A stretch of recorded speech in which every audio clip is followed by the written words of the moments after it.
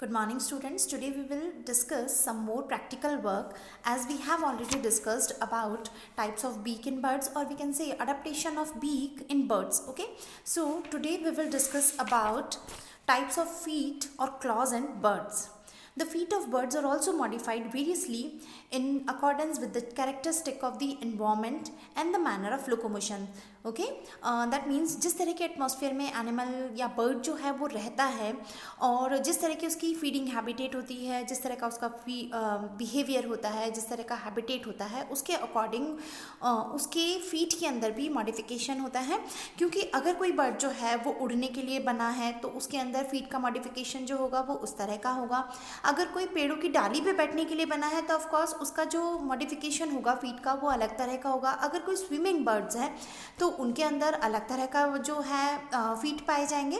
तो जिस तरह के एटमॉस्फेयर में बर्ड्स रहती हैं उसी के अकॉर्डिंग उनके अंदर अलग अलग प्रकार के क्लॉज और फीट जो है वो पाए जाते हैं। फॉर एग्जांपल हम कह सकते हैं कि बर्ड्स के अंदर कर्सोरियल और रनिंग फीट पाया जाता है, पर्चिंग फीट पाया जाता है, स्क्रैचिंग फीट होता है, रेप्टोरियल फीट पाया जाता है, वॉडिंग फीट होता है, swimming, climbing, clinging and other type of modifications जो हैं फीट के अंदर पाए जाते हैं। ओके, सो हम एक एक को डिस्कस करते हैं और एग्जांपल देखते हैं कि किस बर्ड के अंदर किस तरह का फीट पाया जाएगा और उनके क्या क्या एग्जांपल्स होंगे और उस पर्टिकुलर फीट की क्या विशेषता पाई जाएगी। ओके, तो देखिए यहाँ पे नीचे जो है मैंने आप लोगों को डायग्राम्स दिया है कि किस तरह के फीट जो हैं वो पाए जाएंगे। अलग अलग तरह के फीट के जो हैं वो आपको नज़र आ रहे होंगे। यहाँ पे कर्सोरियल इस तरह का दिखाई दे रहा है, पर्चिंग है, पर्चिंग में भी 2-3 एग्जांपल दिखाई दे रहे हैं, रेप्टोरियल है, उसके अलावा वॉडिंग है, स्विमिंग है और क्लाइंबिंग और क्लिंगिंग, स्विमिंग। ओके, तो अलग अलग प्रकार के एग्जाम्पल्स हैं ये फीट के। आप यहाँ पे देख के पता कर सकते हो कि देखो अलग अलग फीट जो है वो अलग अलग प्रकार का पाया जा रहा है और अलग अलग प्रकार का फंक्शन जो है वो परफॉर्म कर रहा है। ओके, तो हम लोग पहला डिस्कस करते हैं, वो है कर्सोरियल और running feet. In running birds, the legs are powerful and the number of toes is reduced. आप लोगों ने देखा होगा जो रेटिटी वाली बर्ड्स थी, है ना, जो रेटिटी क्लास के अंदर जो रेटिटी ऑर्डर वाली बर्ड्स जो थी वो फ्लाई नहीं कर सकती थी, है ना। तो दैट मीन्स जब वो फ्लाई नहीं कर सकती है तो उसके अंदर किसी और तरह का मॉडिफिकेशन होगा, वो रनिंग करती थी और कर्सोरियल बिहेवियर जो है वो शो करती थी। तो in running birds legs are powerful and number of toes is reduced. उनके अंदर जो नंबर ऑफ फिंगर्स होंगी, पाँव की जो उंगलियाँ होंगी वो कम होंगी, लेकिन वो लेग्स जो होंगे वो पावरफुल होंगे क्योंकि वो रनिंग के लिए अडेप्टेशन है उनके अंदर। The hind toes may be elevated, reduced और एब्सेंट। जो पीछे वाला टो होगा उनका वो कैसा होगा, या तो एलिवेटेड होगा मतलब ज़मीन से उठा हुआ होगा, या छोटा होगा, या एब्सेंट ही पाया जाएगा। ओके, पाया ही नहीं जाएगा। जो कर्सोरियल और रनिंग फीट हैं वो किसके अंदर पाए जाते हैं, वो पाए जाते हैं बास्टर्ड्स के अंदर, कर्सर्स के अंदर एंड रेटिटीज़ जो हैं उनके अंदर पाया जाता है। फॉर एग्जांपल एमू है, रिया है, कैसोवेरी है, तो उनके अंदर 3 टो जो हैं वो आगे की तरफ रहेंगे और पीछे जो है पीछे या तो एलिवेटेड रहेगा उनका पिछला वाला टो, या छोटा होगा या एब्सेंट होगा। ठीक है, तो आगे की तरफ 3 होंगे, लेकिन ऑस्ट्रिच के अंदर आगे की तरफ 2 टोज पाए जाते हैं। ओके, तो ये होगा कर्सोरियल और रनिंग फीट का एग्जांपल। पर्चिंग फीट जो होता है, पर्चिंग आप लोगों ने देखा होगा कि कुछ बर्ड्स जो हैं वो पेड़ों की डाली पे आसानी से बैठ सकती है। इवन जो इलेक्ट्रिसिटी वाले वायर्स जो होते हैं, तार जो होते हैं, उनके ऊपर भी आसानी से बैठ पाती है।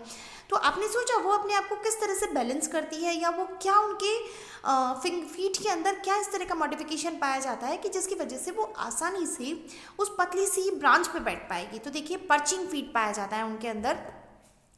The majority of birds belong to the category of perching birds. We can say passer domesticus, जो हाउस पैरो होती है, क्रोज होते हैं, बल्बस होते हैं, रॉबिन्स होते हैं, मैना होती है। तो इनके अंदर क्या पाए जाते हैं, 3 टो तो आगे की तरफ पाए जाएंगे और पीछे की तरफ जो है एक 1 टो जो है वो पीछे की तरफ पाया जाएगा। दैट मीन्स इस तरह का पाया जाएगा, आगे 3 होंगे पीछे 1 होगा। तो वो पीछे वाला टो जो है दैट इज नोन एज हैलेक्स। हैलेक्स पाया जाएगा, अपोजिबल होगा उन तीनों फिंगर्स के, जिसकी वजह से वो आसानी से उस ब्रांच पे बैठ पाती है। ठीक है, तो किसके अंदर मिलता है, बल्बस हो गया, रॉबिन्स हो गया, मैना हो गया, स्पैरो, क्रोज, उनके अंदर पर्चिंग फीट पाया जाता है। स्क्रैचिंग फीट, स्क्रैचिंग मतलब खरोचना। Okay, the feet of fowl, quails and pheasant are stout, वो कैसे होते हैं, स्टाउट होते हैं, स्ट्रांगली डेवलप्ड क्लॉज पाए जाते हैं और well adapted for running as well as scratching the earth, मतलब खरोचने के लिए, दौड़ने के लिए भी यूजफुल होते हैं और खरोचने के लिए भी यूजफुल होते हैं। The foot of male bird is usually provided with a pointed bony spur for offence and defence mechanism. Okay, तो स्क्रैचिंग बर्ड्स जो होंगी, स्क्रैचिंग फीट जो है वो किस में पाए जाएंगे, फाउल्स के अंदर, क्वेल्स के अंदर और पीजन के अंदर पाया जाएगा। ओके, देन नेक्स्ट आता है आपका नेक्स्ट टाइप ऑफ फीट जो है दैट इज रैप्टोरियल फीट, प्रीडेटरी और कार्निवोरस बर्ड्स, है ना, जो शिकारी बर्ड्स हैं, जो मांसाहारी बर्ड्स हैं, for example eagle, kites, vulture, all owls, उनके अंदर कैसा पाया जाएगा, strongly talent feet for striking grasping there pray.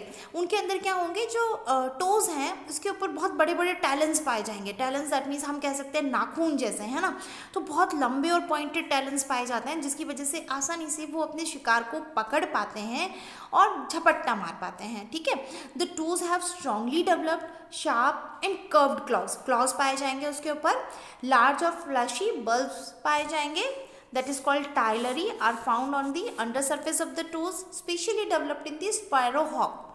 ठीक है, तो ये वाले जो रेप्टोरियल फीट होंगी वो किसके अंदर पाए जाएंगे, जो शिकारी पक्षी होते हैं उनके अंदर पाए जाते हैं। ओके, नेक्स्ट आता है वार्डिंग फीट। वार्डिंग फीट का मतलब होगा ऐसी बर्ड्स जो कि दलदल वाली जगह पे अपना खाना जो है ढूंढती हैं। तो ऑफकोर्स दलदल वाली जगह पे जा रही है, दैट मीन्स वो स्विमिंग नहीं कर रही है, वो क्या कर रही है, दलदल वाली जगह से अपना खाना ढूंढ रही है। दैट मीन्स पहला मॉडिफिकेशन होगा कि उनके पाँव जो होंगे वो बहुत लंबे होंगे। The legs and toes are exceptionally long and cylinder in wading और marshy birds such as herons, snippers, jacana, lapwings etc। तो इनके अंदर जो है पाँव जो होंगे वो कैसे होंगे, लंबे होंगे और सिलेंडर्स होंगे, है ना। They serve to walk over aquatic vegetarian और वेजिटेशन और मार्शेस। ओके, तो ये जो है वो दलदली वाला पोर्शन जो होता है उसमें आसानी से वॉक करने के लिए बने हैं। द वेब इज एब्सेंट और फीबली डेवलप। तो क्योंकि ये स्विमिंग तो करते नहीं है उस दलदल वाले पोर्शन में, तो दैट मीन्स जो पाँव के बीच में वेब पाया जाता है, जाल पाया जाता है, वो जनरली इनके अंदर नहीं पाया जाएगा, वार्डिंग फीट के अंदर नहीं पाया जाएगा। नेक्स्ट आता है स्विमिंग फीट। स्विमिंग फीट का सबसे बेस्ट एग्जांपल जो है वो किसमें मिलते हैं, कूट्स के अंदर, ग्रीब्स के अंदर या डक्स के अंदर पाया जाता है। तो उनके बीच में जो टोज हैं उनके बीच में क्या पाया जाएगा, वेब पाया जाता है, जिसकी वजह से आसानी से वो स्विमिंग कर पाती है ना। तो in swimming birds the toes are webbed partially or completely. In diving birds like coots and grebes, the web is lobate and toes are free. But in swimming and paddling birds such as ducks and teals, only the anterior 3 toes are united in a web.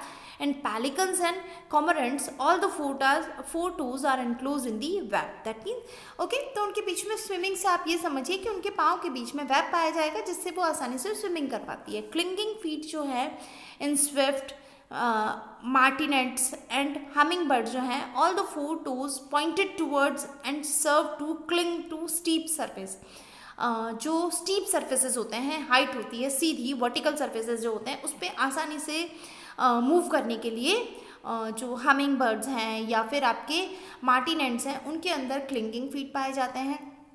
तो अलग अलग birds जो हैं उनमें अलग अलग प्रकार के मॉडिफिकेशन जो हैं वो पाए जाएंगे, जिस वजह से वो अलग अलग प्रकार के एनवायरनमेंट के अंदर अपने आप को बनाए रख पाती है। ठीक है, तो यहाँ पे हम लोगों ने बात की अलग अलग प्रकार की फीट के बारे में। तो ये सभी आपको क्या करने हैं, जो चारों 7-8 टाइप के फीट्स जो हैं वो आपको फाइल में ड्रॉ करना है, उसका एक एग्जाम्पल ड्रॉ करना है, उसके कमेंट्स लिखने हैं और फिर उसको फाइल में प्रॉपरली अरेंज करना है। ठीक है, तो नेक्स्ट एक्सरसाइज आपकी क्या रहेगी, आपने क्या करना है, ड्रॉ करो उसका। फॉर एग्जांपल आपने पर्चिंग फीट का डायग्राम ड्रॉ किया, उसके कमेंट्स जो हैं वो लाइनिंग पेज वाले पेज पे लिखे और उसको सभी को इस तरह से क्लियर करना है। ठीक है, so thanks a lot for now. आप लोग ये फाइल का काम करिए।